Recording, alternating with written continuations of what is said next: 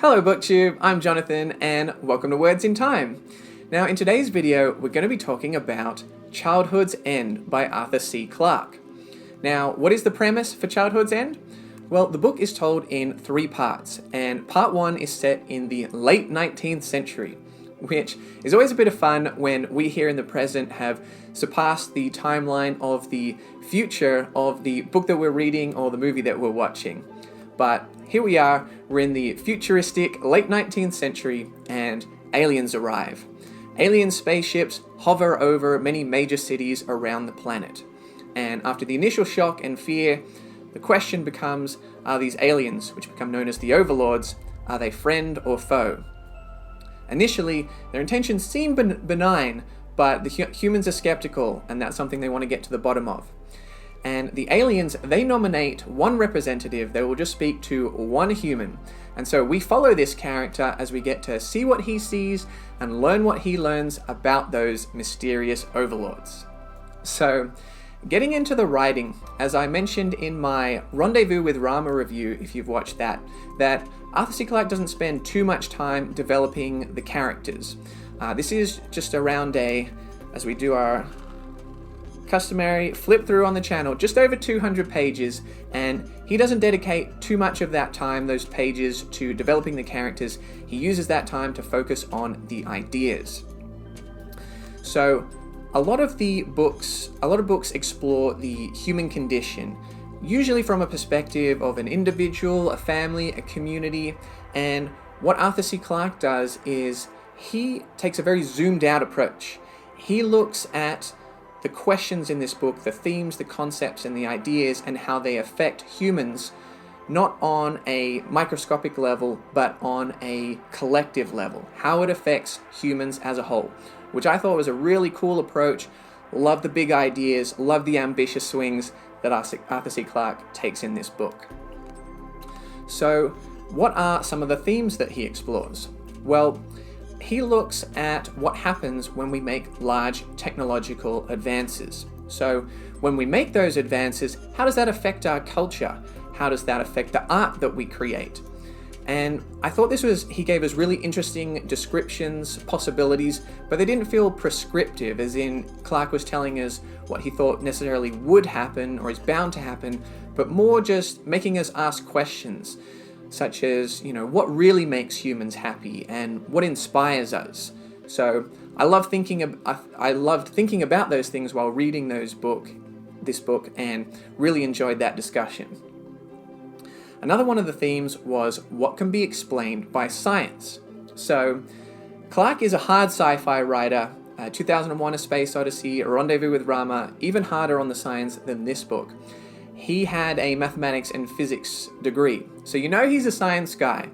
But in this book, he does explore what goes beyond science, what cannot be explained at this stage in our understanding, or perhaps at all in the universe, and how that might affect humans.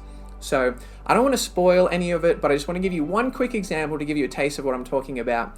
There's a concept introduced of humans having a shared memory or a shared premonition. If that was possible, what would it be? How would it affect us? How would that play out? And I thought that was a really cool concept that I wanted to learn more about. Another question that comes up is, what is humans' place in the universe?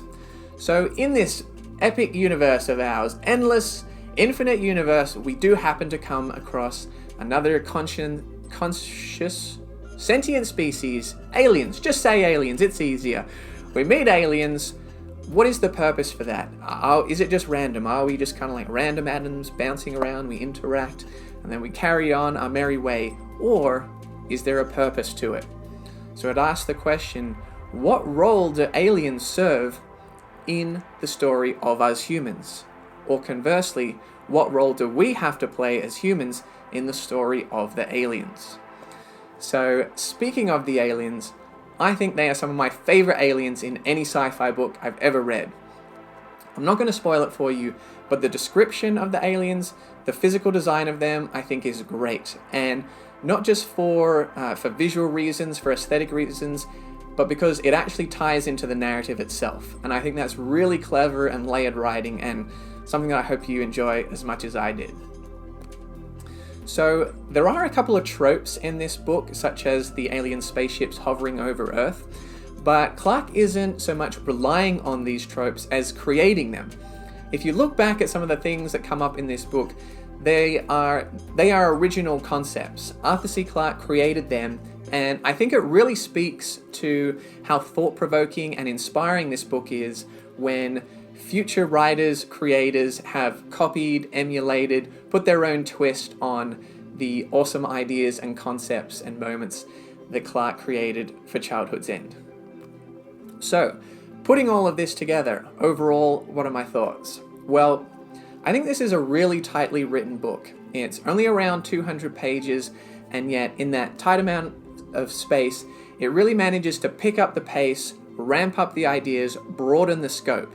Because when I was reading this, in part 1, I was thinking, yeah, this is pretty good. Part 2, I was, yes, this is great. And by part 3, it's just, it's mind-blowing. It's absolutely awesome. I love how it combines some hard sci-fi with also those spiritual and philosophical questions. Because for me, this book is not just intellectually stimulating, but was emotionally enriching for me to read as well. I'm just so high on this book, guys, as you can probably tell. I'm going to have to give Arthur C. Clarke's Childhood's End, turning up the energy, 10 out of 10. Absolutely love it. One of my all-time favorite sci-fi books. I can't recommend it enough. If you don't believe me, there's a Kurt Vonnegut quote that goes something along the lines of, "There's only a handful of truly great science fiction books from that era. Childhood's End is one, and I wrote the rest of them."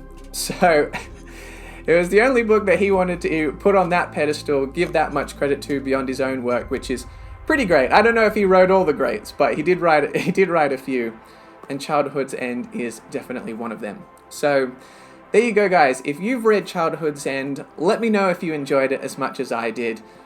That's a pretty high bar, but hopefully you love it too. If not, let me know whether I've sold you on it. You've got to read it. It's only, look at, even if you hate it, all right? It'll only be a couple of hours of your time, but you're not going to hate it. So anyway, as always, I appreciate you watching. Hope you enjoyed the video. Like and subscribe if you did, and come back for more sci-fi, book reviews, tier lists, ranks, book hauls, TBRs, all that good stuff coming soon.